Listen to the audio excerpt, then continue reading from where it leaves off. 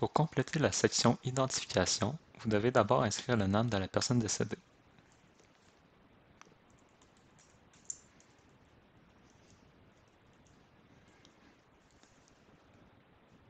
Par la suite, complétez les champs nom et prénom de la personne décédée tel qu'il est retrouvé à l'acte de naissance. Aucun pseudonyme ne doit être utilisé.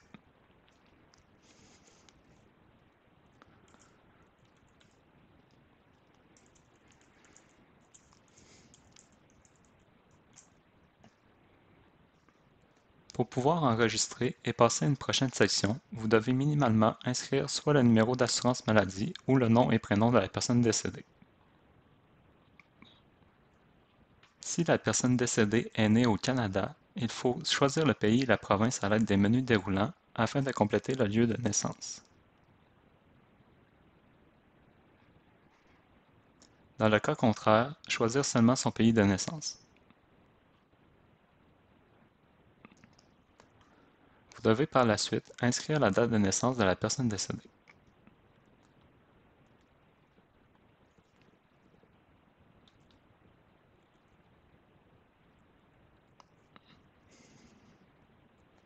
Si la date de naissance de la personne décédée est inconnue, cochez la case Date de naissance inconnue.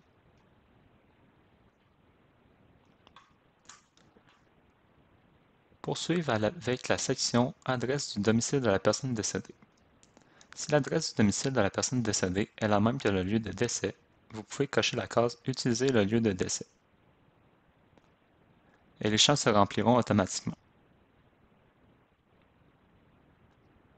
Si la personne décédée habitait dans un milieu de vie, soit un CHSLD ou une résidence de personnes âgées, vous devez sélectionner l'installation dans le champ prévu à cet effet en utilisant la recherche assistée. Pour ce faire, tapez au moins les 3 premières lettres d'un mot composant le nom du milieu de vie et la liste des installations correspondant à votre recherche apparaîtra. Vous pourrez alors sélectionner le milieu de vie de la personne décédée. Par la suite, inscrire les noms et prénoms usuels des parents de la personne décédée. Pour les prénoms, ne pas inscrire de pseudonyme.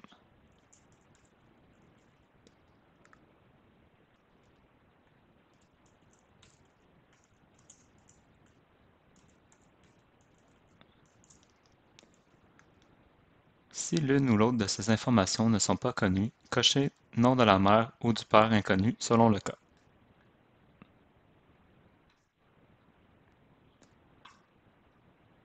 Le calcul de l'âge au décès se fait automatiquement lorsque la date de naissance et la date de décès dans la section certification ont été inscrites.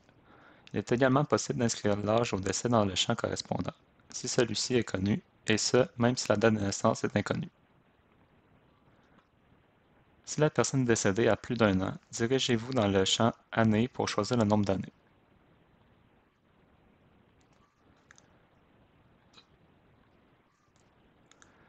Si la personne décédée a entre 24 heures et 1 an,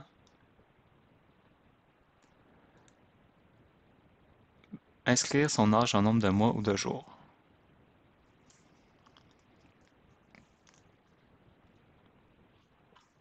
Si la personne décédée a moins de 24 heures, indiquer son âge en nombre d'heures et de minutes.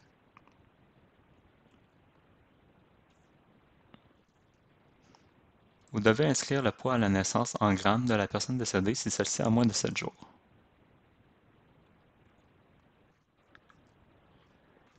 Finalement, vous devez inscrire la langue utilisée le plus souvent par la personne décédée dans le champ Langue d'usage à la maison.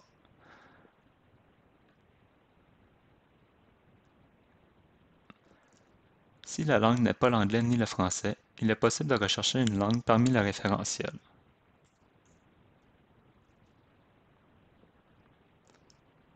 Si la langue de la personne décédée ne se retrouve pas dans le référentiel, il est possible d'en inscrire une autre dans le champ.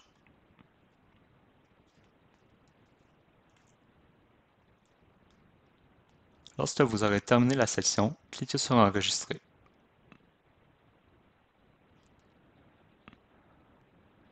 Une fois la section enregistrée, vous pourrez aller dans n'importe quelle autre section en cliquant sur l'onglet de la section à gauche. Pour plus de précision concernant la façon de compléter les informations de cette section, veuillez vous référer au guide de saisie.